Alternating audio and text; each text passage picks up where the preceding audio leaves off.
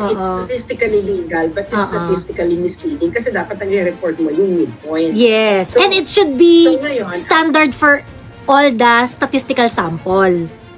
Yeah, of course. Oo. Of course. Kailangan parehong standard. Oo. So, hindi ako naniniwala dyan sa sinasabi mo yan.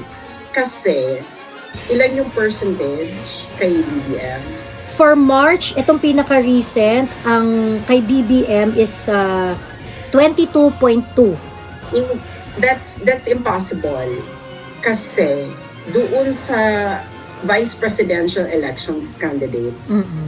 ang ano ni BBM ay 3.6%. Mm-mm.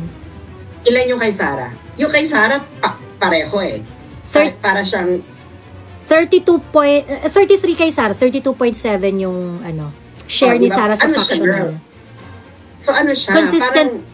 Consistent. Malapit dun sa katotohanan. Malapit. Pero kung ikaw, Vice President ka, Bongbong, 3.6. Tapos ang sinasabi mo, BBM supporter ay 20. And sa 20 ano.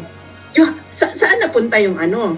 Pag titignan mo yung Vice President, si Bongbong lang naman, saka si Amy, alam mo naman yung BBM supporter, pumunta kay Amy.